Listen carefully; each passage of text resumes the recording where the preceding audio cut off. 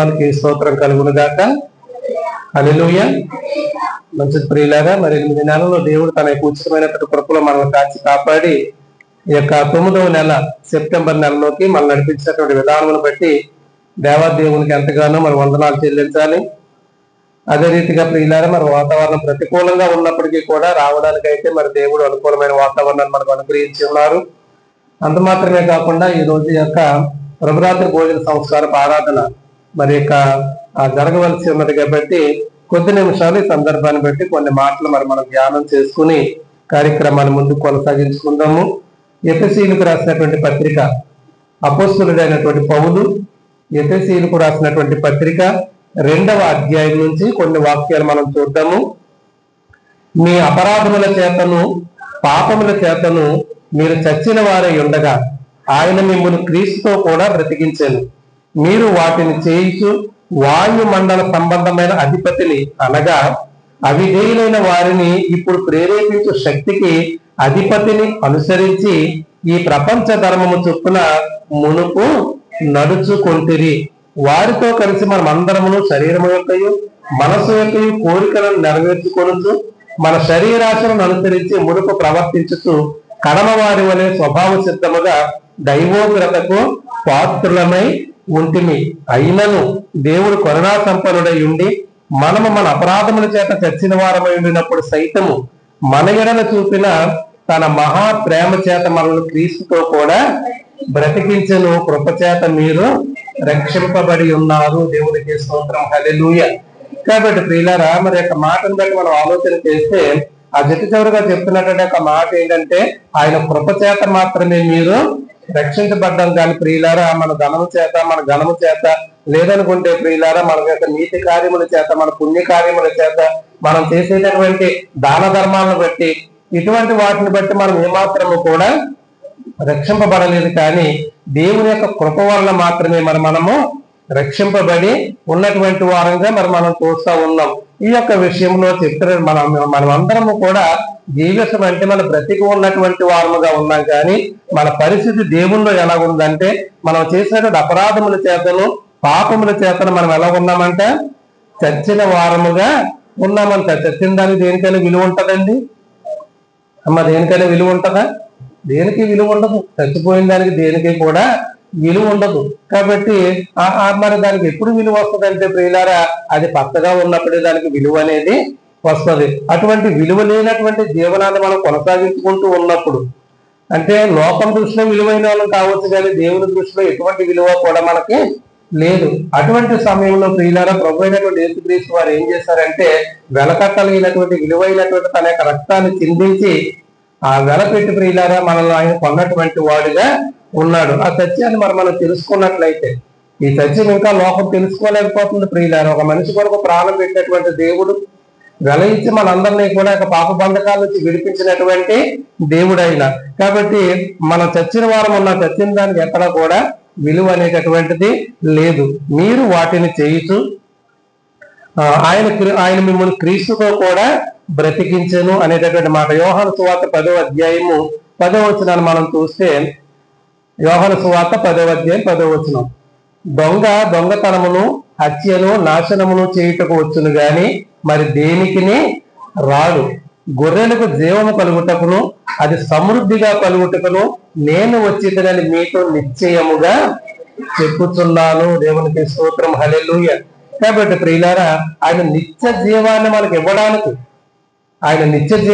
మనకి ఇవ్వడానికి ఆయన ఎందుకు వచ్చాడంటే ప్రియుల భూమి మీదకి వచ్చాడు. ఆ నిత్య జీవానికి మనం అందరము కూడా వారసులము కావాలని విలువ లేనటువంటి మనకు ప్రియులారా ఆయన పరలోకపు వారసత్వాన్ని ఆయన ఇచ్చినటువంటి వాడిగా ఉన్నాడు. కాబట్టి అది సమృద్ధిగా ఇవ్వడానికి ఆయన వచ్చాడు. తర్వాత మాట అంటారు, నేను గొర్రెలకు మంచి కాపరి గొర్రెల కొరకు తన ప్రాణము పెడతాడు. కాబట్టి ప్రియులారా, ఆయన మంచి కాపరిగా ఉన్నాడు. కాబట్టి మనందరి కొరకు ఆయన ఏం చేశాడంటే తన ప్రాణం పెట్టినటువంటి వాడుగా ఉన్నాడు. కాబట్టి ప్రియులారా, తన రక్తం ఇచ్చి వెలపెట్టి మళ్ళీ కొన్నటువంటి వాడుగా ఉన్నాడు. కాబట్టి ప్రియులారా, ఆ సత్యాన్ని నమ్మినటువంటి మనము, ఆయన నామంలో విశ్వసించి రక్షణ పొందినటువంటి మనము ఆ రక్షణను ఏం చేయాలంటే స్థిరత్వం చేసుకోవాల్సినటువంటి వారమై ఉన్నాం. రక్షణ ఎప్పుడు కూడా ప్రియులారా మనం స్థిరము చేసుకునేటటువంటి వారముగా ఉండాలి. ఇప్పుడు ఎఫెసీయులకు రాసినటువంటి పత్రిక 2వ అధ్యాయము, ఆ అధ్యాయం అలాగే ఉంచండి. అందులో 2వ వచనం చూడండి. మీరు వాటిని చేయించు వాయుమండల సంబంధమైన అధిపతిని అనగా అవిధేయులైన వారిని ఇప్పుడు ప్రేరేపించు శక్తికి అధిపతిని అనుసరించి ఈ ప్రపంచ ధర్మము చొప్పున మునుపు నడుచుకుంటారంటే ఇప్పుడు మీరు వాటిని చేయటంటే అపరాధాలు మీరు చేయొచ్చు. మొదటి వచనంలో చెప్పిన మాట, అపరాధాలను చేస్తున్నారు, పాపములు చేస్తున్నారు. అటువంటి స్థితిలో మీరు ఉన్నటువంటి వారు అయితే ఇప్పుడు ఒకప్పుడు అందరం అలాగే ఉన్నాం. ఈ ప్రపంచ ధర్మం చొప్పున మీరు అందరూ నడుచుకున్నటువంటి వారుగా ఉన్నారు. కాబట్టి మరి ఇప్పుడు ఏ ధర్మం చొప్పున నడుచుకోవాలి? మనము దేవుని చెప్పినటువంటి మాట చొప్పున, దేవుని యొక్క ధర్మశాస్త్రం చొప్పున, లేదనుకుంటే ధర్మశాస్త్రం నెరవేర్చడానికి వచ్చినటువంటి క్రీస్తు యొక్క బోధన చొప్పున మనం నడవలసినటువంటి వారమై ఉన్నాం. రక్షణలుగా ప్రియులారా మునుపటి స్థితిని విడిచిపెట్టడమే.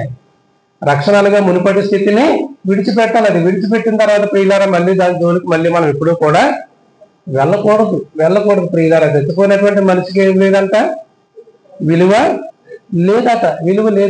కాబట్టి ప్రియులారా ఈ యొక్క మల్లె పువ్వులు అంటే ఇష్టపడినటువంటి ఆడపిల్లలు ఎవరైనా ఉంటారండి? ఆమె ఎవరైనా ఉంటారా? ఎవరు ఉండరు. అందరికీ కూడా మల్లె పువ్వులు అంటే చాలా ఇష్టమే. కాబట్టి ప్రియులారా మరి యొక్క ఇష్టమైనటువంటి యొక్క మల్లె పువ్వులు ఎండిపోయి అనుకోండి, వాటిని ఎవరైనా ఇష్టపడతారా? ఎందుకు ఇష్టపడరు? కాబట్టి ప్రియులారా ఈ యొక్క మాట ఎవరు జేసుదాస్ గారి పాటలో ఉంటుంది, ఒక మాటలో, ఎండిపోయినటువంటి మల్లికి విలువ లేదని. ఎందుకంటే ప్రియులారా దాన్ని తీసి పక్కన పాడేస్తాం, దానికి ఏమాత్రము విలువ లేదు. కాబట్టి పక్కన పాడేసిన దాని వైపు మళ్ళీ చూస్తారా మీరు? అమ్మ జాగ్రత్తగా వినండి, మళ్ళా చూస్తామా? చూడం కదా. అదే రీతిగా మరి మనం ఆలోచన చేస్తున్నప్పుడు ప్రియులారా విడిచిపెట్టేసినటువంటి ఆ యొక్క ప్రపంచ ధర్మం అంటే లోక సంబంధమైన విషయాలను మనం ఎప్పుడైతే విడిచిపెట్టేసామో దేవుని యొక్క రక్షణలోకి వచ్చిన తర్వాత మళ్ళీ వాటి వైపు చూడొచ్చా? మరి మనము చూడకూడదు. మళ్ళీ ప్రపంచ ధర్మం చొప్పున మనం ఎప్పుడు కూడా చూడకూడదు. మునిపైతే ఉన్నాం. అయితే వారితో కలిసి మనం అందరము శరీరం యొక్కయు మనస్సు యొక్కయు కోరికలను నెరవేర్చుకొనుచు మన శరీరాశను అనుసరించి మునుపు ప్రవర్తించచ్చు.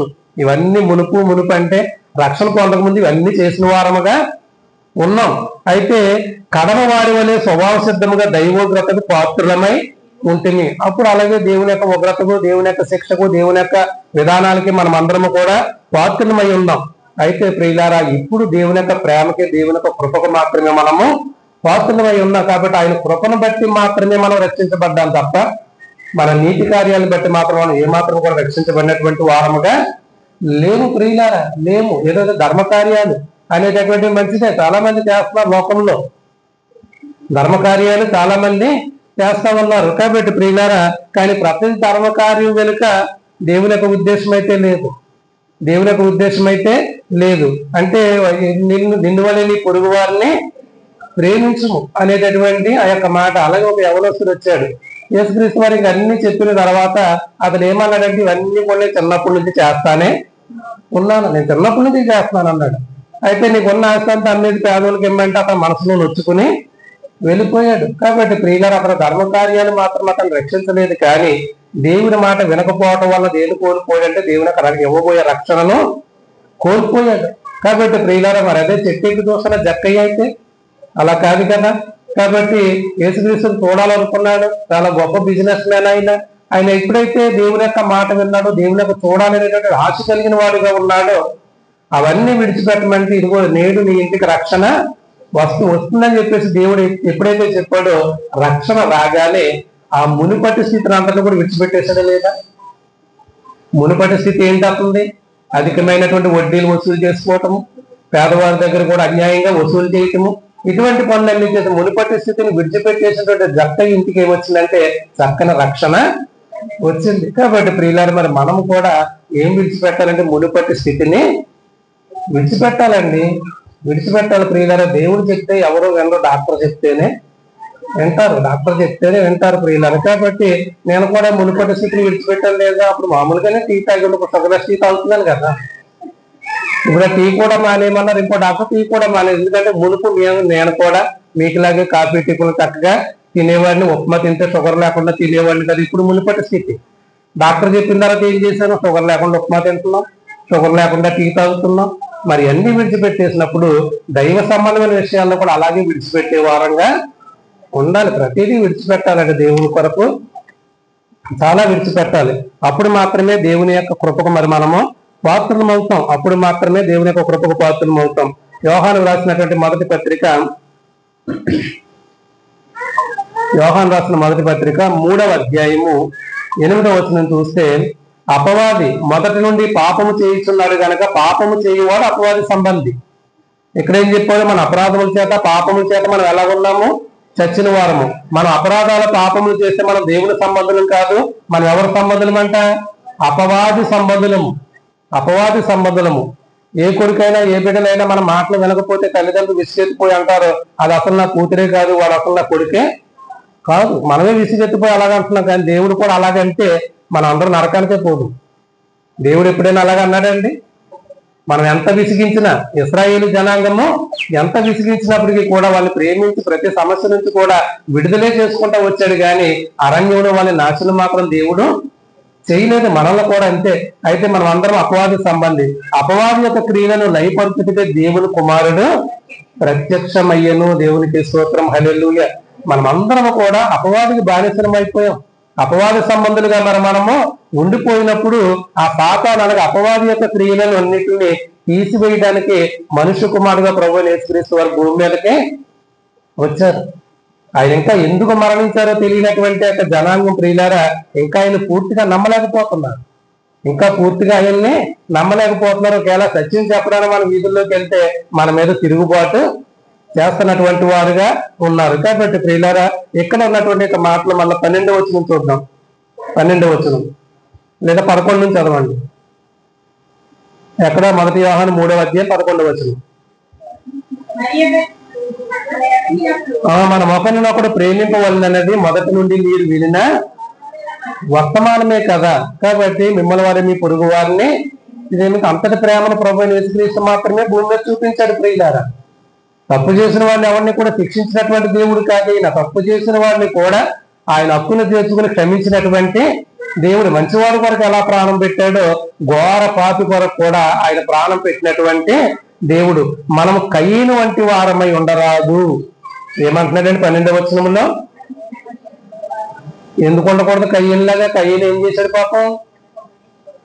అమ్మా ఆ తమ్ముడైనటువంటి హేబేల్ని చంపేశాడు. ఎందుకు చంపేశాడు? కాబట్టి ప్రియుల అసూయ వాడు దుష్టుని సంబంధి తన సహోదరుని చంపాను. వాడు అతను ఎందుకు చంపాను? అక్కడ క్వశ్చన్ మార్క్ ఉంది. తన క్రియలు చెడ్డవి, తన సహోదరుని క్రియలు నీతి గలవినై ఉండేను కనుకనే కదా. కాబట్టి ప్రియులారా వాళ్ళ తమ్ముడు ఇతను ఏమీ నష్టపడతలేదు. వాళ్ళ తమ్ముడు ఏమీ ఇతను ఆస్తి పట్టుకుపోలేదు. ఇటువంటి ఏం చేయలేదు. కానీ దేవునికి అర్పించినటువంటి అర్పణలో అతని యొక్క అర్పణ దేవుడు అంగీకరించాడు.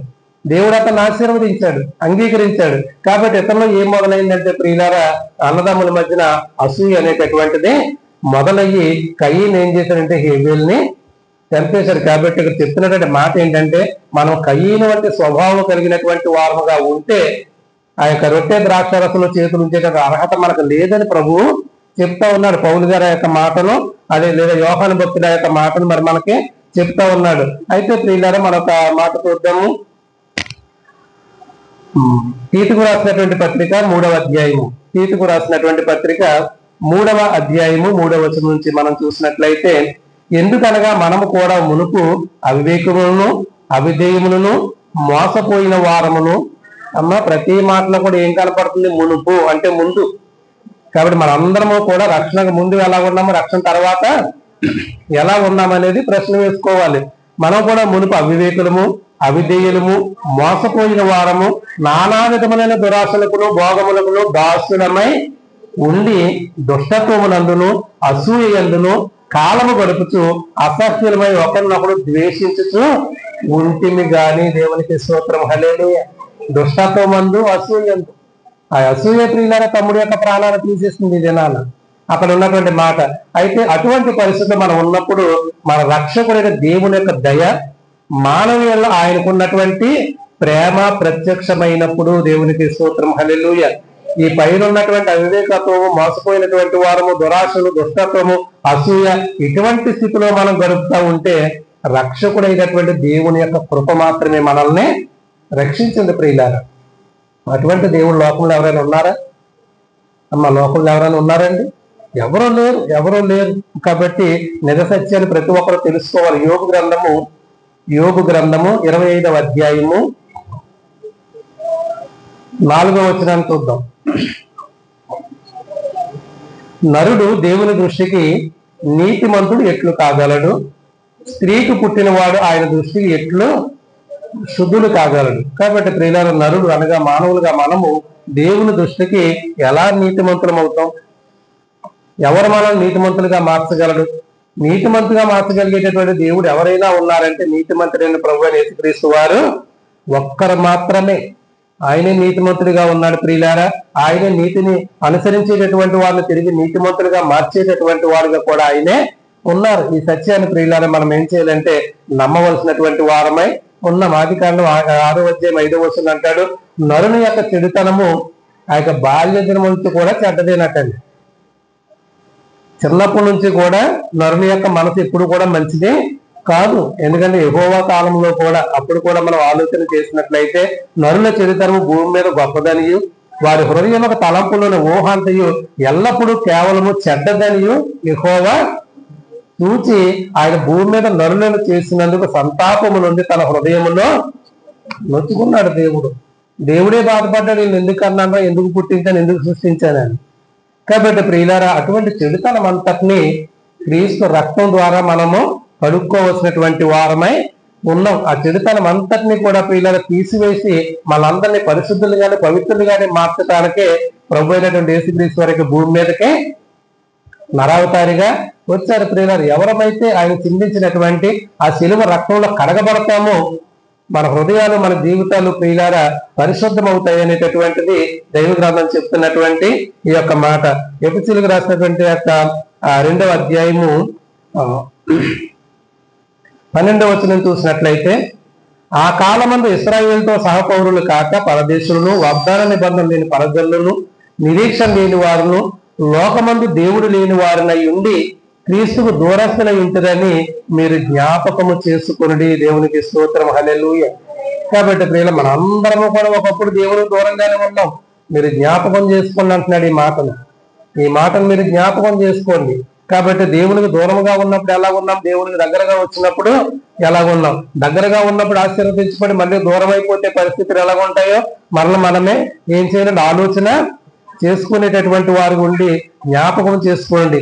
అయినను మునుపు దూరస్తులైన మీరు ఇప్పుడు క్రీస్తు యేసునందు క్రీస్తు రక్తము వలన సమీపస్తులై ఉన్నారు. దేవునికి స్తోత్రం, హల్లెలూయా.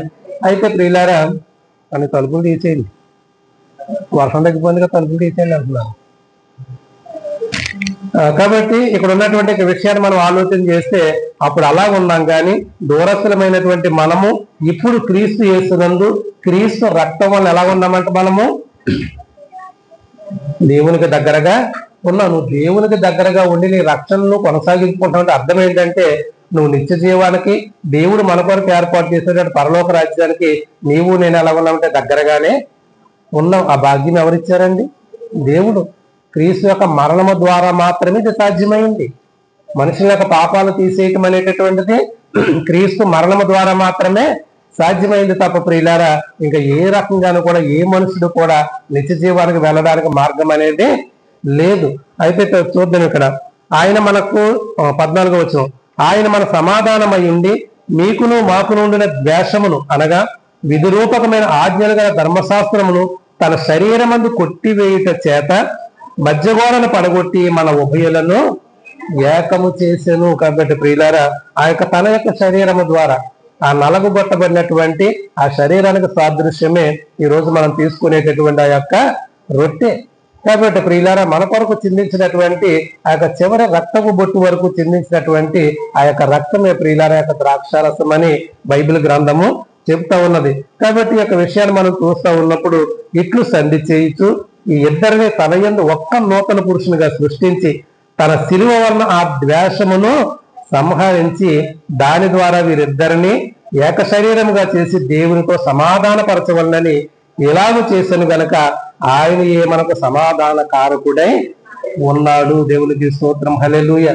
ఆయన మనందరికీ ఎలాగున్నాడంటే మనందరి సమాధానానికి ఆయన కారకుడైనటువంటి దేవుడిగా ఆయన ఉన్నాడు. కాబట్టి ప్రియులారా, ఇప్పుడు మనలో ఏముండకూడదు, ఇందాకలాగా కయ్యని జీవితంలో ఉన్నటువంటి రీతిగా మనలో అసూయ అనేది ఉండకూడదు. కాబట్టి ప్రియులారా, సమాధానం లేని స్థితి అనేటటువంటిది ఉండకూడదు. కాబట్టి ప్రియులారా, వాటన్నిటిని కూడా మనం విడిచిపెట్టి, అంటే మునుపటి స్థితి అనేటటువంటిది మనం దేవుని నమ్ముకోక ముందు ఉన్నటువంటి స్థితి ఎలా ఉన్నప్పటికీ కూడా ప్రియులారా, మంచిగా ఉన్నా మంచిగా లేకపోయినా, చాలా దుర్మార్గులు రక్షణ పొందుతారు. చిన్నప్పటి నుంచి చక్కగా భయభక్తుల్లో పెరిగిన వారు కూడా రక్షణ పొందుతారు. మనం ఎలా పొందామనేటటువంటిది కాదు, కానీ పొందిన తర్వాత మళ్ళా ఆ యొక్క రక్షణ మనం ఎలా నిలబెట్టుకుంటున్నాం అనేటటువంటిది చాలా ప్రాముఖ్యమైనటువంటి విషయం. అది నిలబెట్టుకుంటున్న ప్రియులారా, చాలా ఆటంకాలు ఉంటాయి, చాలా ఇబ్బందులు ఎదురవుతాయి, చాలా కష్టాలు ఉంటాయి, అవమానాలు ఉంటాయి. కాబట్టి వీటన్నిటినీ కూడా మనం భరించుకుంటూ వెళ్ళేటటువంటి వారముగా ఉండవలసినటువంటి వారమై ఉన్నాం. అలా ఉండి ప్రియులారా, మనలో ఉన్నటువంటి ప్రతి విధమైనటువంటి మునుపటి స్థితిని విడిచిపెట్టి ఏం చేయాలి? మునుపటి స్థితిని విడిచిపెట్టి దేవుని సన్నిధిలో మనము ప్రార్థన చేసుకుని మన తప్పిదాలు మనం ఒప్పుకుని, ప్రభువా ఇదిగో మరొక ధన్యతను నాకు ఈ యొక్క 2025 సంవత్సరంలో మరొక రోజు నా కొరకు మీరు ఇచ్చారు. ఏంటది? నీ యొక్క రక్త మాంసంలో చేతులుంచేటటువంటి ధన్యత నాకు మాత్రమే మీరు అనుగ్రహించండి, నీకే వందనాలని చెప్పేసి చిన్న ప్రార్థన చేసుకుని ఆ ప్రభురాత్రి భోజన సంస్కార ఆరాధనలోకి మనం వెళ్దాము. ఈ కొద్ది మాటలు దేవుడు దీవించి ఆశీర్వదించును గాక. ఆమేన్. చిన్న ప్రార్థన చేసుకుందామండి. ప్రతి ఒక్కరు కూడా మరి మీకు మోకరించడానికి అవకాశం ఉంటే మోకరించండి, లేదనుకుంటే మీరు ఉన్నటువంటి స్థలంలో మీరు ఉన్నప్పుడు